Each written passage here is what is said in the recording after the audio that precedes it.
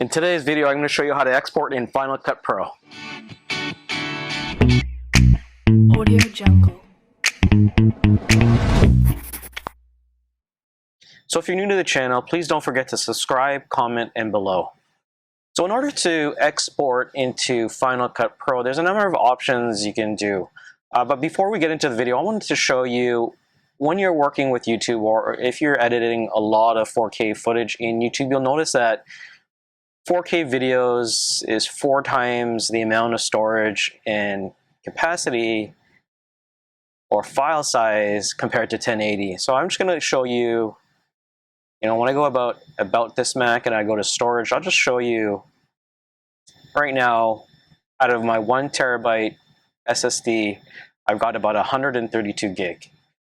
So now that's based mostly just off of videos that I'm creating for YouTube. So what I'm going to do now is come over to here, and I'm going to show you actually how you can modify some of the storage space on where your files can be going into the backup system. So up in Final Cut Pro, if you go to File and you go to Library Properties, and over here on the top right here, you can modify the storage locations and settings. So I just recently created a network attached storage, which is a 4 terabyte drive just to handle my videos. So over here in backups, you can actually choose a destination. I called mine Final Cut Backups, and I'll show you this here. Right now it goes into this video folder, and if I go to the properties of it, it's a 4 terabyte drive, Seagate disks. So now what I did is I actually created a folder called Final Cut Backups, and that's what I selected. And you'll notice at the bottom over here, the backups actually go into Final Cut Backups. So I'm going to be moving a lot of my stuff, and in the future I could actually go into storage locations and modify the settings. If I wanted it to be on my network attached storage, I would put it there, but right now I have it stored locally, and then all of my backups are actually going over to my network attached storage, which is over here. So in order to export your settings in Final Cut Pro, once you have your video file that you're finished with, it's in your timeline, and you want to go ahead and export it, just come over up here and to the right. Click on this Share the Project, Event Clip, or Timeline range. Just click on it. And you have a bunch of options here. You could export to YouTube, you could add a destination. Personally, what I like to do is, or what most people are doing is clicking on Master File. You could give it a tag.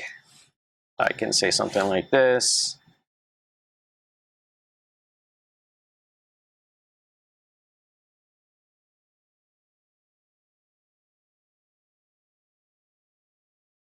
YouTube export, you could give it a description. And if you wanted to just export the audio only file and use a free software program like Audacity to clear up the noise levels, you can do this by exporting the audio only file. And if you're exporting to Audacity, you want to save it as a WAV file. I always leave everything set default. I just leave it as include chapters, and I click on next, and then you can select your destination folder where you want it to and just press save. And then it's going to take a couple of minutes just to export that, depending on how large your WAV file is. Now let's cancel this again, and now we're going to export actually both the video and the audio file. So again, come up over to Master File, give it a name, put your tags in if you want, come over here to Settings. And for YouTube, what I like to do is I do video and audio.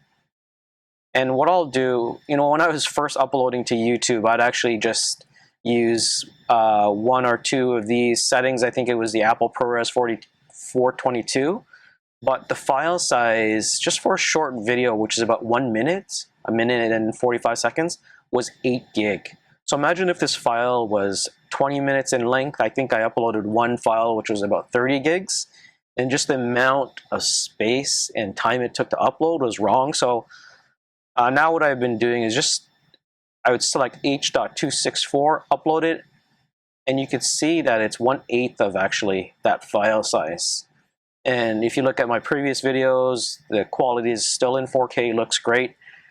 So everything looks fine, and that's what I would recommend doing. So give it a try, test it out. Let me know if you have any issues uploading to H.264, but I'm running the latest version of Final Cut Pro, which is 10.64. So after you have all those settings, I just go to select next. And that is it. And then you can either go in and save as .mp4. That's really up to you. So again, thank you for watching the video. If you like this video, please don't forget to comment, like, and subscribe. Till next time. Audio Jungle.